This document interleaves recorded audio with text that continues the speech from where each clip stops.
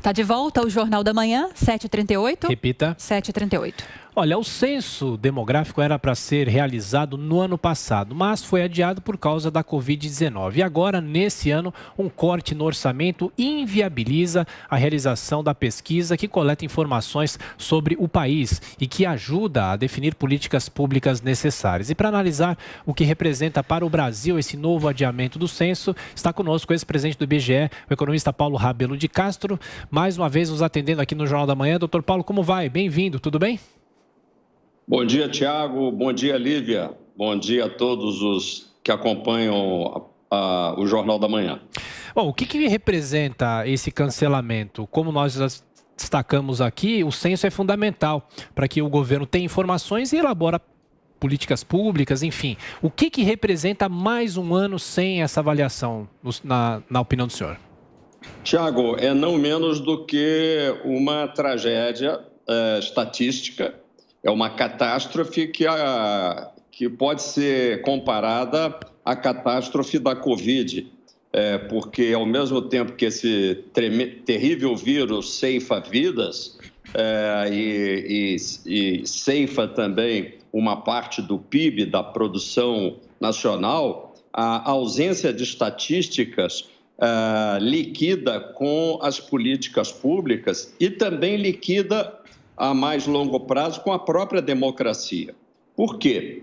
Porque muita gente não se liga, mas é importante que a gente explique aqui, que é a contagem da população por município, por estado, que qualifica a quantidade de representantes nas câmaras municipais, nas assembleias legislativas e, enfim, também no Congresso Nacional, e estabiliza as participações e essas representações de acordo com o tamanho das respectivas populações. Não contar a população, e óbvio, o censo demográfico é muito mais do que contar, porque ele vai também saber da qualidade das habitações, do emprego ou não emprego dessa população, das características do domicílio e da família, enfim, pautando todas as políticas públicas. Mas eu ressalto esse aspecto político. Portanto, é um verdadeiro absurdo. É um absurdo da ignorância que o Congresso Nacional, Congresso, tenha permitido que o Ministério da Economia fizesse um corte em cima do único gasto que, junto com a vacina, é absolutamente essencial neste ano de 2021. Doutor Paulo, e além dessa questão de políticas públicas também, são milhares de trabalhadores que fariam esse levantamento de informações que não serão contratados, né? Provas que não serão realizadas. Dá para dizer para a gente quantas pessoas que seriam, se houvesse o censo, contratadas para fazer esse trabalho e que não vão ter, principalmente nesse momento de desemprego em alta, esse bico para fazer? Lívia, você aí lembrou do aspecto da burrice que se faz acompanhar do erro legal e, portanto, vamos dizer, do ilícito em que estão incorrendo o Ministério da Economia, óbvio, o Presidente da República, mas também o Congresso Nacional.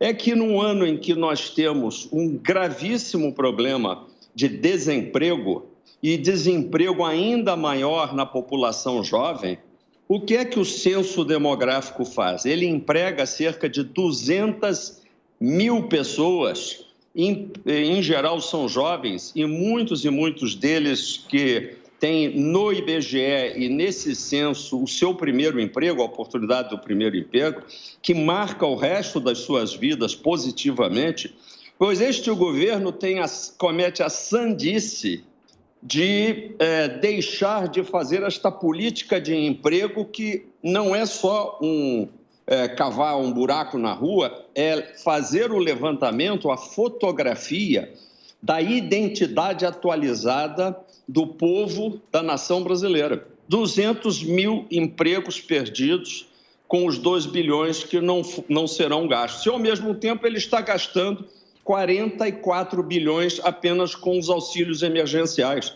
Na realidade, os 2 bilhões se somariam como parte desse auxílio emergencial, porque o que é que esses recenseadores vão fazer? Vão utilizar esses recursos para o seu sustento durante a etapa de confecção do censo. Por isso que eu acho que, além eu classificaria essa decisão como uma decisão inconstitucional. E ela vai, a meu ver, provocar uma enxurrada de contestações judiciais e, provavelmente, o governo vai pagar depois, a título de indenização a estados e municípios, mais de 2 bilhões. É o Brasil jogando dinheiro fora.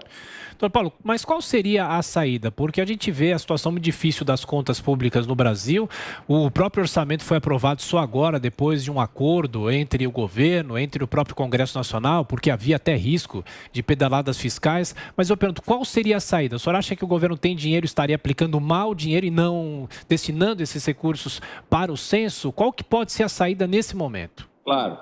Nós já afirmamos que, como o governo o Congresso autorizou gastos extrateto, então não se aplica este argumento de que o governo não tinha recursos no orçamento.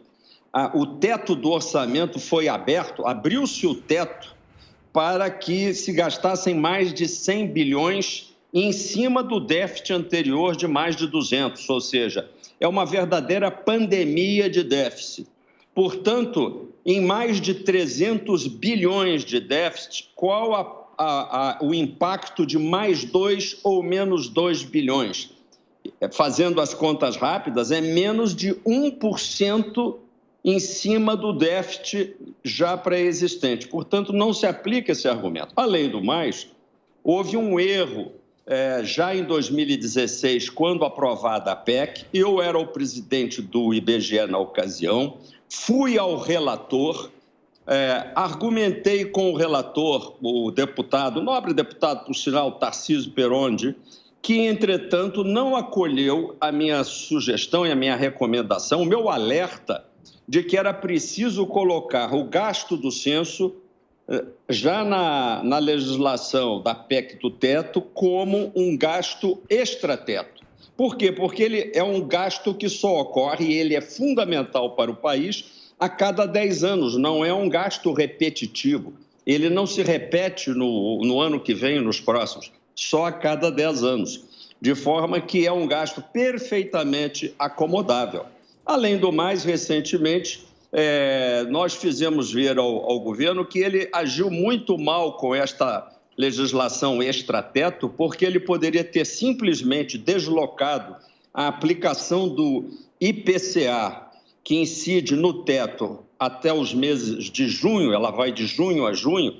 Se ele simplesmente estabelecesse uma legislação deslocando a aplicação da variação do IPCA para dezembro, ele já teria o espaço para fazer este gasto da realização do censo e ainda mais 30 bilhões em gastos obrigatórios. De forma que este é uma falsa impossibilidade. Não pensem mais nisso, nem falem mais isso no jornal. As pessoas não estão realizando o censo por um misto de má-fé, ignorância e prejuízo para o Brasil. É tão grave assim. Na realidade, eu diria mais, o Congresso que aprovou este cancelamento é um Congresso que, a partir de agora, se tornou inconstitucional, porque um Congresso que não pode ser representado por dados atualizados da população, esse deputado, ele não mais representa uma população conhecida. Doutor Paulo, tão grave quanto isso. Desculpa, doutor Paulo, atrapalha de alguma forma ou tem que haver alguma mudança no processo de coleta de dados?